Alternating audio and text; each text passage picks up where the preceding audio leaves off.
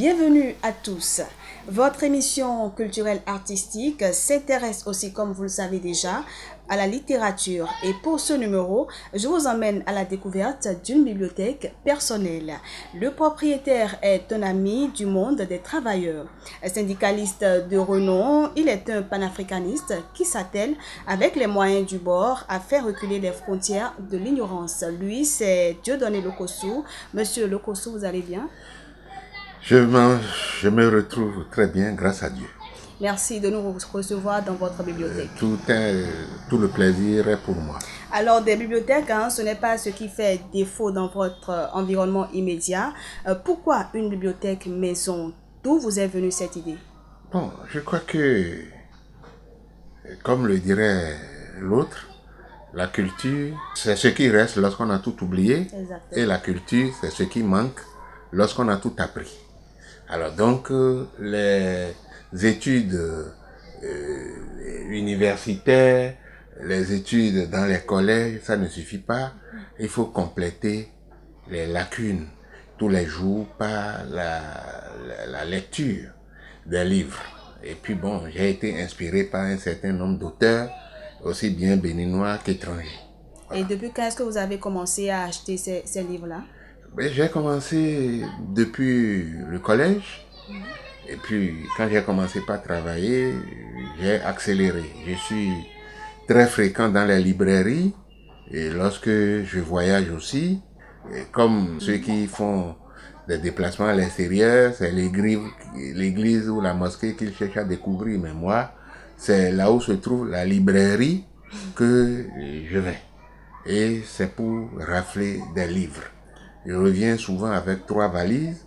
Et puis bon, je reviens, je dépouille tout ça avant de voir les autres objets que j'ai ramenés. Alors, on sent que vous êtes un vrai passionné des livres, mais est-ce que vous avez dit tout à l'heure qu'il y a des livres que vous achetez, mais est-ce qu'il n'y en a pas qu'on vous offre également? Oh, c'est rare. Des dédicaces et autres? Oui, bon, il y a Olympe Belliquenom qui m'a dédicacé les enfants d'Afrique parce que j'ai fait une émission un jour, un de vos confrères de Canal 3 qui animait une émission littéraire. Bon, je ne le vois plus tellement à l'écran. Et puis bon, il m'a demandé quel est l'auteur béninois que je lis le plus. Et j'ai parlé de Olympe Belliquenom. Donc, il était très content que j'ai pu faire son apologie. Et puis après, il m'a envoyé par poste son dernier ouvrage, Les enfants d'Afrique. D'accord. Voilà. Il y a pas mal d'ouvrages ici, il y en a même qui sont superposés, comme on peut le voir. Et cela m'amène à vous demander, Monsieur Lokossou, à combien on peut estimer le nombre d'ouvrages qu'il y a dans cette bibliothèque? Bon, j'ai commencé moi-même par numéroter mes livres. Et je suis arrivé à un niveau où j'ai arrêté. Mais on peut ici, en dehors des journaux, les revues Jeune Afrique, les journaux français, que à la fin de chaque année, j'essaie de faire la réunion, on peut estimer le volume que j'ai dans ma bibliothèque à plus de 2000 ouvrages. Wow. Alors, chaque fois que vous lisez des romans, vous soulignez des parties que vous jugez intéressantes ou pertinentes. Dans le cas de ce roman-là, qui a tué Patrice Lumumba que vous lisez actuellement, vous avez également souligné des parties. Est-ce que vous pouvez nous lire une partie qui vous a intéressé et ce qu'elle vous inspire? Vous savez, Lumumba a été un grand combattant de la liberté. Donc, il a été assassiné. Son corps a été dissous dans de l'acide sulfurique, au Katanga. Alors, donc, Lumumba, et ce que j'ai souligné ici, je vous le lis rapidement, c'est un certain Clamant qui a rapporté ça. Ce que fut notre sort en 80 ans, parlant du régime colonialiste, nos blessures sont trop fraîches et nos douleurs encore pour que nous puissions les chasser de notre mémoire.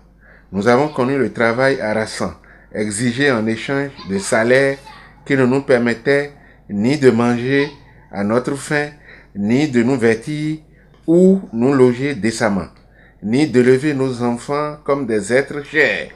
Nous avons connu les ironies, des insultes, des coups que nous devions subir matin, midi et soir, parce que nous étions des nègres.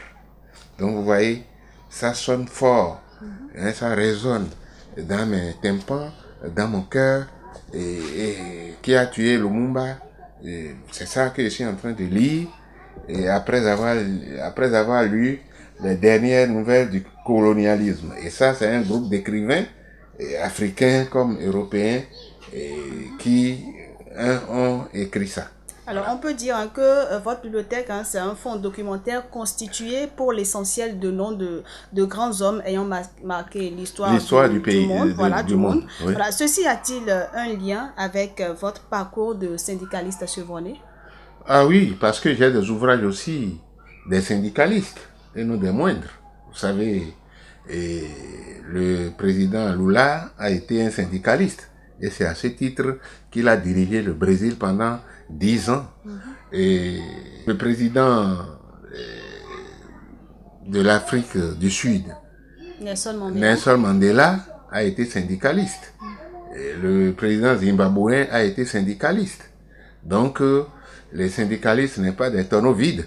C'est des gens qui ont dirigé le pays et qui peuvent encore faire quelque chose. Et quand vous confiez un travail, une activité à un syndicaliste, vous pouvez lui faire confiance. Je ne dis pas ça pour dire que nous n'ayons pas de brebis galeuses parfois dans nos rangs, comme il y en a un peu partout. Voilà. Monsieur Lokossou, on découvre dans votre bibliothèque que vous avez plus des ouvrages d'ordre politique et économique que de tout autre registre. Pourquoi ce type de collection et pas un autre? Il y a tout un mélange. Vous savez que j'ai essayé de mettre des livres dans des... bon, pas dans des cartons. J'ai essayé de confectionner des petites armoires pour y mettre des livres. Donc, si on doit sortir tout ça, vous allez découvrir d'autres livres qui ont des thèmes vraiment différents et intéressants. Malheureusement, vous avez Thomas Sankara ici, vous avez Joseph Kizerbo, vous avez Mandela et Gandhi. Il y a même le linceul de Jésus de Nazareth, c'est l'évangile et tout, donc c'est tout un mélange en fait. Mosengo, le rap de Tchombe. Donc, je ne fais pas de discrimination, et tout ce qui peut aider à faire évoluer l'homme, je l'achète. Cette bibliothèque est dans un décor de photos minutieusement choisies. Pourquoi?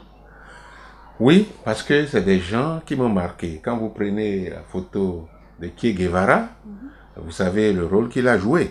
Et quand vous voyez le président Mathieu Kérékou, l'ancien secrétaire général de la CSA Bénin, Atigbe Guillaume et moi-même, vous devez savoir que ce général, Feu Mathieu Kérékou, a marqué notre histoire très positivement. C'est grâce à lui que nous avons débouché sur le renouveau démocratique qui est aujourd'hui dévoyé. Voilà. Est-ce que vous avez déjà pensé à écrire vous-même un livre? Oui, ça, il ne faut pas vivre ce que j'ai vécu en tant que syndicaliste, en tant que citoyen, témoin d'un certain nombre de choses, ne pas laisser un jour quelque chose comme mémoire pour la postérité. Je ne parle pas seulement de mes enfants, je parle de tout le monde, du Bénin. Il faut des témoignages quand même. Oui, ouais, et puis parce que j'ai eu la chance, grâce au syndicalisme, de voyager. C'est dans ce cadre que j'ai rencontré Lula, que vous voyez. L'ancien président brésilien. Oui, dans mon salon. On a échangé, on a beaucoup parlé. Bon, donc, il est normal que toute cette histoire-là ne soit pas versée dans de la poubelle. Tous ces ouvrages que nous voyons là, est-ce qu'il vous arrive d'en prêter? Bon, J'en ai fait l'expérience, mais ça m'a coûté un peu cher, parce que un livre, c'est au moins 10 000 francs. Bon, donc lorsque quelqu'un vient ici pour dire, passez-moi un livre, vous lui donnez ça, on ne le revoit plus. Donc, à partir de ce moment, j'ai dit, je peux autoriser les lectures sur place, même mes enfants ne déplacent pas mes livres dans leur chambre. Quand je vois ça, j'arrache. Parce que les livres, pour moi, j'ai dit ça un jour, bon, mon épouse s'est fâchée, j'ai dit que le livre constitue pour moi mon épouse. Voilà. Parce que pour dormir la nuit, il faut lire quelque chose. Si je ne lis pas, je ne dors pas. À vous seul, vous constituez une bibliothèque vivante. À côté, vous disposez d'une autre bibliothèque bien garnie. Quelle gestion comptez-vous en faire dans les années à venir? Bon, je souhaite que mes enfants, pendant que je ne serai plus de ce monde, que mes enfants y veillent et que cela ne soit pas bradé, dilapidé. Bon, lorsque vous n'êtes plus là, bon, les enfants font ce qu'ils veulent, mais je crois que dans le testament, je vais insister beaucoup sur la bibliothèque. Cette bibliothèque, c'est une bibliothèque familiale dénommée bibliothèque G.G. Viquet. Voilà. Alors très rapidement, nous sommes à la fin de cette émission. Est-ce que vous n'avez pas envie qu'un jour le public puisse avoir accès à cette bibliothèque-là? Oui, bon, je ne refuse pas. Bon, les gens peuvent venir faire des consultations sur place et prendre des références et acheter. Parce que constituer une bibliothèque, c'est des années d'économie. Donc, je ne vais pas faire ça et par orgueil dire que c'est pour moi seul. Lorsque ça va tomber dans le public, peut-être qu'un jour, ou dans le testament, je vais dire de laisser ça au curé, à des organisations qui s'occupent très bien des ouvrages de ce genre. Et ce serait vraiment bien si vous arrivez à le faire. Alors, nous sommes à la fin de cette émission. Vous avez encore un mot à dire? Non, je crois que je ne peux que vous remercier parce que vous m'avez fait une publicité gratuite. Ça permettra, pas seulement ici, mais à travers le monde. Bien sûr. Et pour savoir qu'un simple syndicaliste a une grande bibliothèque assez garnie. Vraiment, une très grande. Et voilà, fidèles téléspectateurs, c'est sur ces mots de M. Dieudonné Lokossou que prend fin cette émission, que je vous remercie d'avoir suivi. On se dit à la prochaine. Merci beaucoup, ma chère. Merci à vous, Égée.